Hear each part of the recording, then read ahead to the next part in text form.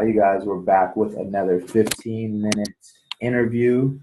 Um, we are excited to keep going on this project. Appreciate all the volunteers today. We have Amanda. We'll allow her to introduce herself here in a second. But I just want to run through a couple things with 15-minute interviews. First of all, I really think it's about all how we all come together more than anything. The helpers on willing to volunteer, that's a big deal. But probably a bigger piece in our helpers volunteering is the people being willing to share that this exists, because somebody out there needs the support, needs to know that something exists for them. And if you don't share and you just look at it and say, hey, you know what, like that wasn't for me, then that next person in your group of friends doesn't get to see it. And so I want to invite everybody watching to make sure that you share 15-minute interviews with your family and friends as much as possible. Maybe they haven't talked to you about what they're going through, but once they see it, they can pick it out for themselves. So I just think it'd be helpful if, as a community of people, that we're all willing to share. So if I share with my 500 friends on Facebook and you share with your 500 friends on Facebook, that's at least 1,000 people that have the opportunity to be able to see something that they didn't know or see something that might help them. So I want to encourage everybody to share 15-minute interviews. So I am going to allow Amanda to introduce herself, and we're going to figure out where she's from, and we're going to go from there. Hi, Amanda. Hi. Hi everybody. My name is Amanda Pratt. I'm a licensed clinical social worker. I live in sunny St. Petersburg, Florida, and that's where my office is based out of. And you want me to share a little bit about what my specialty is? Yeah, can you share with us what your specialty is? Yeah, so in my practice, I specialize in working with people with chronic illness. And so I support them in a lot of different ways. I know we're going to get into that, but that's kind of the overarching theme is I work with people who have a chronic illness. And the definition of a chronic illness is basically any kind of illness or disease or condition that you have for 3 months or longer. So it's pervasive and long lasting. It doesn't have to last forever, but a lot of times my clients will have illnesses that they have to live with and manage for their entire lives. So Okay, so you help those people with chronic illness. mm-hmm.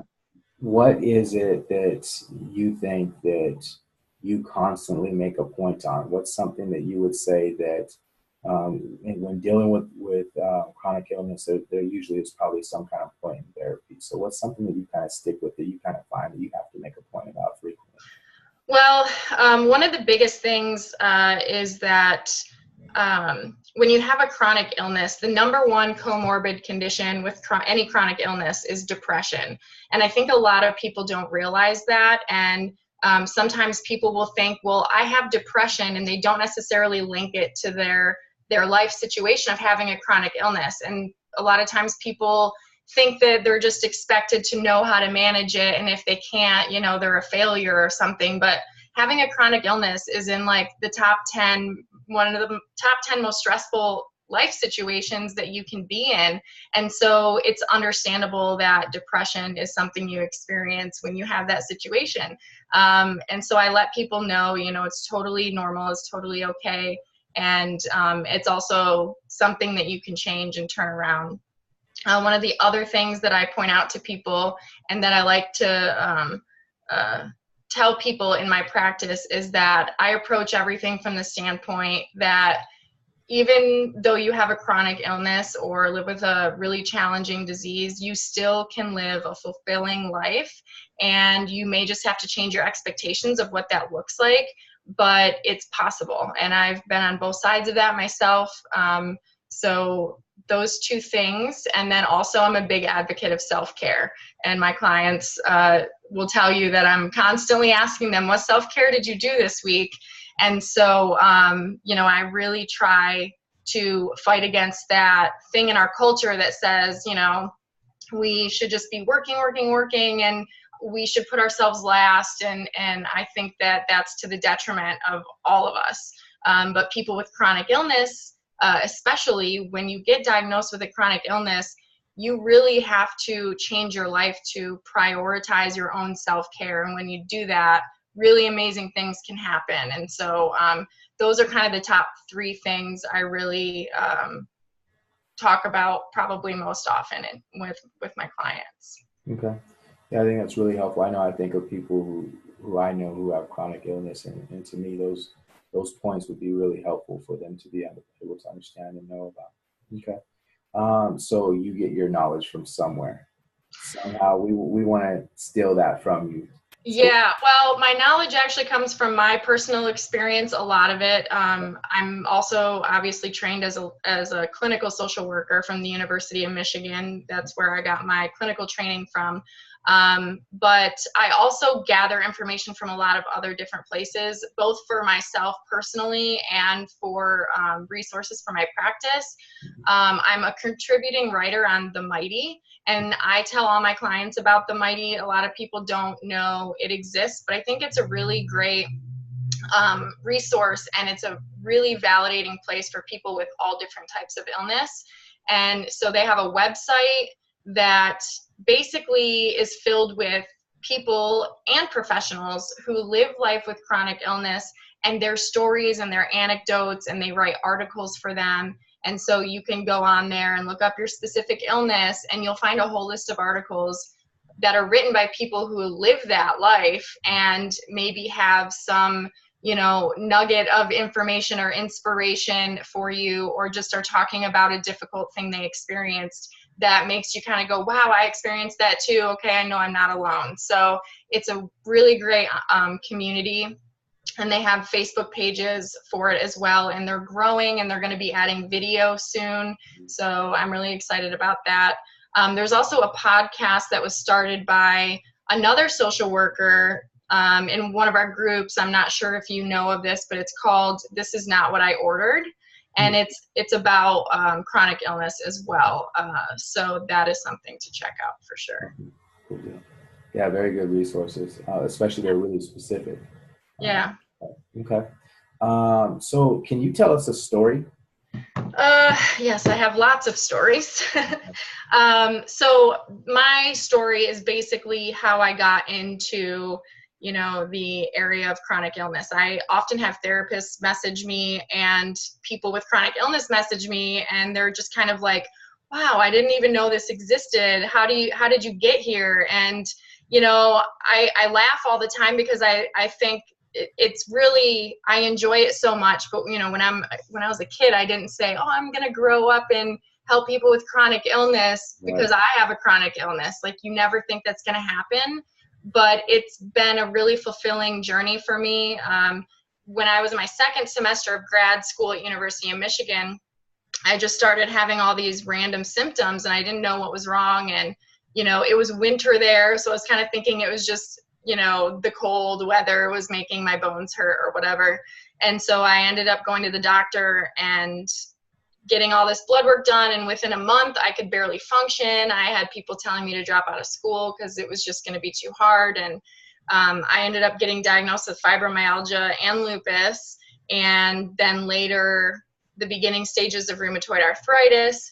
And so all these things happened like within a year, completely flipped my life upside down. And I had this vision of what kind of career I was going to have when I got out of grad school and where I was going to be in my life. And it all had to change. I had to slow everything down. I had to, tell people I have to prioritize what my body's telling me I need right now. And a lot of people don't understand that. And so you lose friends sometimes. And, the journey, the first couple years for me was really, really hard. And I felt like I didn't have the support I wanted. So when I started getting to a place where I was better, I was like, people need something. They need something for those. When you go to the doctor and they say, oh, here's your diagnosis, you have lupus, I'll see you in 3 months. You're like, what am I going to do for the next 3 months? How am I going to get through that? And so my goal now is to help people get through that, to help them see every day that they can get through it, and that they have skills and tools already that they didn't even know they had, and they have strengths they can use, and they can still set goals for their future and live a fulfilling life. And it's given me a sense of purpose. And so that's kind of how I got to this point, very unexpectedly, but it's turned into a positive thing. Your story becomes a diamond in the rough, right? Yeah, it's really it's really interesting how those things happen, but it's very fulfilling work for me. And I definitely, again, like just thinking about the people who I know in my world, I appreciate you being able to A, share the story, but then B, be able to provide that kind of help. So speaking of the people who are watching, what kind of challenge or homework can you give out today? Well, one of the things that I know, I have so many things, but one of the things that I know I've noticed among the chronic illness community and even myself at times is when you have a chronic illness, you tend to socially isolate yourself. And sometimes we do this intentionally, sometimes we do this unintentionally, but doing research in that area, because I've noticed it's such a big problem, it's actually been deemed a bigger health epidemic than obesity in our country, social isolation and loneliness. Mm-hmm. And so I think the chronic illness community feels this even more so. They feel isolated, they feel alienated. And so that's one of the major areas that I look at with my clients is, what does your social support system look like? Are they supporting you? Are they people who aren't supporting you? Are you isolating yourself when you don't feel well? And so I challenge people always to go out there and do at least one social thing a week. Even if it's like I went to a coffee shop and I was just in an environment with other people. Try to push yourself outside your comfort zone, because one of the things we know about social support is that it can actually extend our life by 20 years, having social support and staying social regularly. And so I think when you have a chronic illness, it's a great resource for you, and it is a great coping mechanism. It allows you to have people that you can then ask if you need help with anything. It's just a great thing. So I always challenge people to go out and do something social, and I have a resource that makes it easier. I'm not sure if you've heard of it, but a lot of my clients have never heard of it, but I always tell people, start by going on meetup.com. It's a great website where you can go on and, in a very non-confrontational way, dip your toes in and find groups in your area that are meeting. And you can do it by, the things that you enjoy doing. So not only is it, you're practicing getting some social interaction, but you're also practicing self-care, because maybe you like gardening. And so you go to a gardening group and you garden with other people or talk about plants or learn new things. And so it's kind of double support there. So I always challenge people to do that. Okay. Yeah, very good challenges. I think you kind of bring everything full circle too. So Amanda, I appreciate your time today. I thank you for coming in and sharing with us. No problem. And for everybody watching 15-minute interviews, I feel like our interviews are good examples of why you should be sharing. There's so many pieces in here, even for people who are in different scenarios, and in this case, with chronic illness, somehow we have to be able to reach people out there, and so I think there's a good opportunity for that. Thank you guys for watching, and have a good day.